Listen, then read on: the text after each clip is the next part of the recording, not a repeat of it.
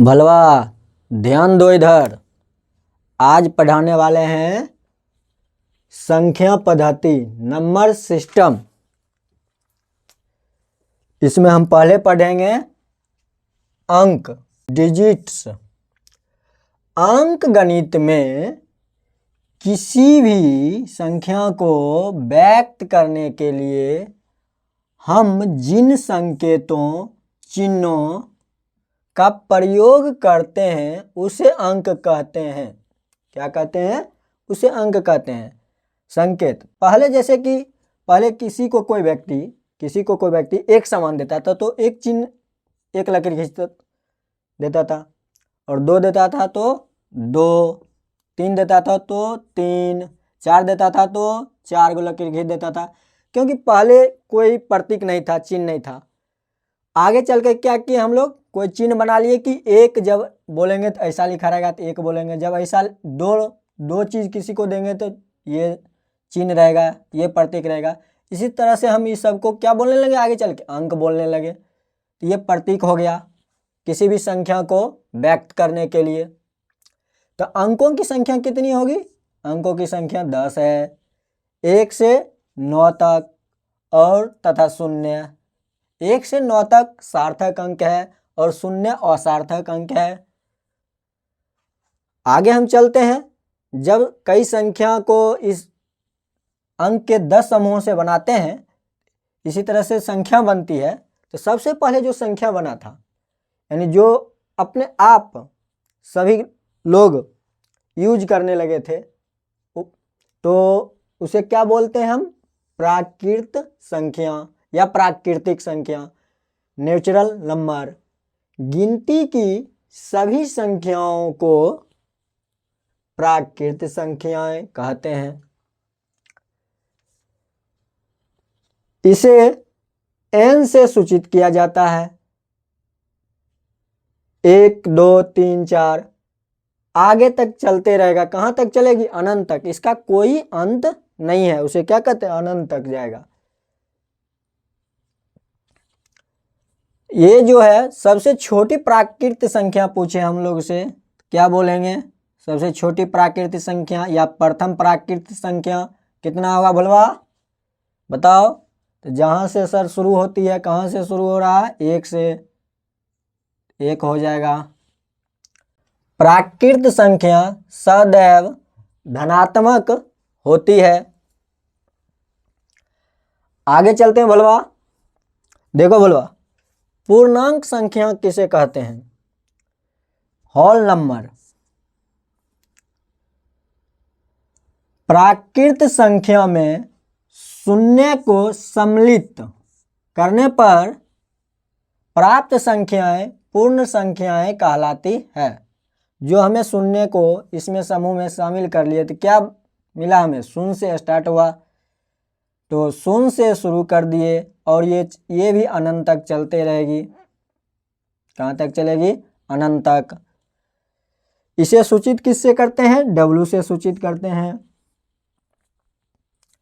अगर हमसे पूछा जाए सबसे छोटी पूर्णांक संख्या क्या होगी, बताओ भलवा, क्या होगा? तो जो शुरू हम बोले जहां से होती है, कहां से होती है? शून्य से। सबसे छोटी क्या हो जाएगी? शून्य हो जाएगी।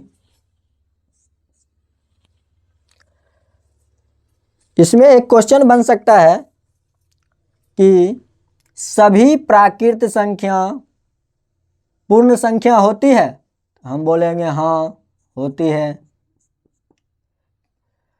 सभी प्राकृत संख्या पूर्ण संख्या होती है, क्योंकि पूर्ण संख्या के अंदर ही क्या है? प्राकृत संख्याएं हैं। यहां से ध्यान रखना।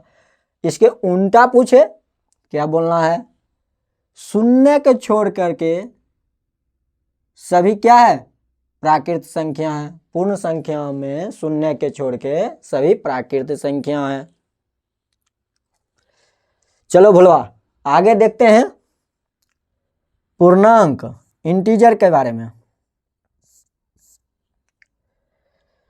प्राकृत संख्याओं में शून्य तथा ऋणात्मक संख्याओं को सम्मिलित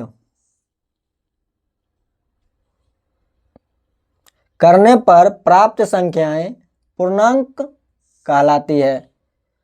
तो पूर्णांक संख्या कैसा होता है? प्राकृत संख्या भी होती है और शून्य भी रहती है और ऋणात्मक संख्याएं भी होती है। तो क्या हो जाती है? यह पूर्णांक संख्या हो जाती है। इसे किसे सूचित करते हैं? हम जेड से सूचित करते हैं। इसे हम संख्या रेखा पर क्या कर सकते हैं? दर्शा सकते हैं। ये शून्य, 1 2 3, जब 1 से इधर जाएंगे तो क्या बोलेंगे हम? धनात्मक पूर्णांक दाहिने की ओर। जब शून्य से बाएं की ओर जाएंगे और 1 से क्या बोलेंगे हम? ऋणात्मक पूर्णांक। और ये शून्य हो गया 0। 1 से क्या बोलते थे हम? प्राकृत संख्या। और शून्य से जब ले लेते थे क्या बोलते थे हम? पूर्ण संख्या। इसलिए हम क्या किए यहाँ पर? इस शॉर्ट में लिख दिए। इस लकीर को याद रखना, यहीं से सभी परिभाषा आप पता चल जाएगा। आगे हम सम संख्या के बारे में पढ़ते हैं।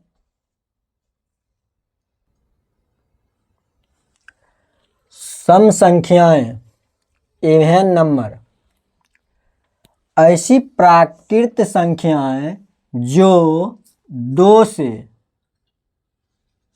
पूर्णतः विभाज्य हो उसे सम संख्याएं कहते हैं। यानी जैसे हम देखो 4 लिए, 4 में 2 से भाग दो, 2 दूनी 4, 4 क्या है? 2 से पूरा भाग लग गया। इसी तरह अगर 2 को में 2 से भाग दें तो क्या हो गया? 2 पूर्णतः विभाज्य हो गया। इसी तरह से यदि हम 3 ले तो 3 में देखा जाए 2 से भाग देते हैं तो क्या हुआ? 2 1 2, 1 शेष बच जाती है। तो पूर्णतः कौन विभाज्य हुआ? 2 हुआ, 4 हुआ, इसके बाद देखेगा 6 होगा, 8 होगा। तो ऐसी संख्या को क्या हम बोलेंगे? सम संख्या बोलेंगे। तो सम संख्या 2 4 6 8 इत्यादि। सम संख्याओं का व्यापक रूप जो है, व्यापक रूप, कोई भी जो सम संख्या आएगा 2m के रूप में आएगा। कैसे देखते हैं? जैसे कि यदि 6 है तो 6 को हम क्या लिख सकते हैं? 2 गुने 3 लिख सकते हैं। तो 2 और m के जगह पर कितना आ गया बाबू? 3 आ गया। m के जगह पर कितना आ गया है? 3 आ गया है। नहीं, 2m के रूप के ही होगा। तो इसी तरह से 3 क्या है? यहाँ पे एक प्राकृत संख्या है। तो जहाँ m क्या होना चाहिए? एक प्राकृत संख्या होना चाहिए। कोई भी संख्या सम तब होगी जब इकाई अंक क्या होना चाहिए बाबू? कोई भी सम संख्या, जैसे 10 ले लो, 10 कब होगी? 2 से भाग दो, 5 दूनी 10, यानी पूरा विभाज्य हो गया। तो पूरा जब विभाज्य हो गया तो क्या हो गया? इसके इकाई अंक क्या था बाबू? 0। तो इकाई अंक 0 होनी चाहिए। जैसे हम यहाँ ले लेते हैं 22 छोड़ो 32 लेते हैं, 2 से भाग दो, 2 से भाग दो, 2 1 2, 6 दूनी 12।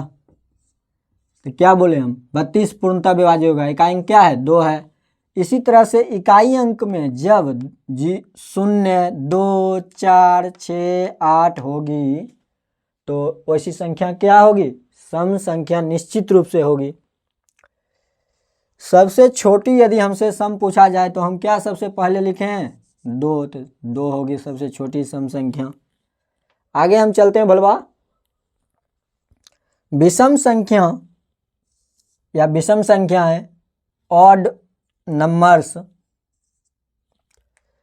ऐसी प्राकृत संख्याएं जो 2 से पूर्णतः विभाज्य नहीं हो। जैसे यहाँ पर 3 2 से पूर्णतः विभाज्य नहीं है, शेष बच गया। जैसे हम 5 ले, 2 से भाग देंगे तो 2 दूनी 4, शेष कितना बच गया? 1। यानी पूर्णतः पूरा विभाज्य नहीं हो रहा। विभाज्य पूर्णतः कब होगी? जब 0 शेष बचे, तो पूर्णतः विभाज्य नहीं हुई। तो ऐसी संख्या को हम क्या बोलेंगे? विषम संख्या। 1 में 2 से पूर्णतः विभाज्य नहीं होगी, एक भी। तो अर्थात 1 3 5 7 9 जैसे इत्यादि क्या होगा? विषम संख्या।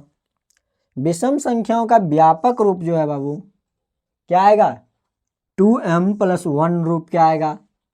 जहाँ m क्या होगी? एक प्राकृत संख्या होगी। कैसे जैसे हम 9 को लेते हैं, 9 क्या है इसमें लिखे हुए हम विषम संख्या। 9 को हम क्या लिख सकते हैं, हम 8 + 1 लिख सकते हैं। 8 को हम क्या लिख सकते हैं, 2 × 4 + 1। m के जगह पर कितना हो गया, 4, यानी 2m + 1 ऐसे आ गया। m के जगह पर कितना लिए, 4 लिए हैं, तो 2m + 1 के रूप का है कि नहीं, नहीं, हाँ सर है। तो इस प्रकार से जब भी कोई संख्या आए तो यहाँ m क्या हो गया, प्राकृतिक संख्या हो गया, तो आए तो क्या होगा, विषम संख्या होगी। यदि हमसे पूछा जाए सबसे छोटी सम संख्या, सबसे छोटी विषम संख्या, सबसे छोटी विषम संख्या क्या हो जाएगी, 1 हो जाएगी। इसमें और क्वेश्चन बनता है, जैसे अगर हमसे पूछा जाए 1 अंकों की भी सबसे छोटी विषम संख्या तो भी 1 होगा। अगर 2 अंकों की सबसे छोटी विषम संख्या पूछ ले, 2 अंकों की, तो 2 अंकों में ये हो गया। इस प्रकार से कई ऑब्जेक्टिव बन सकता है, आगे हम देखेंगे ऑब्जेक्टिव को। चैनल को सब्सक्राइब करें, बेल आइकन जरूर दबावें और शेयर भी करें।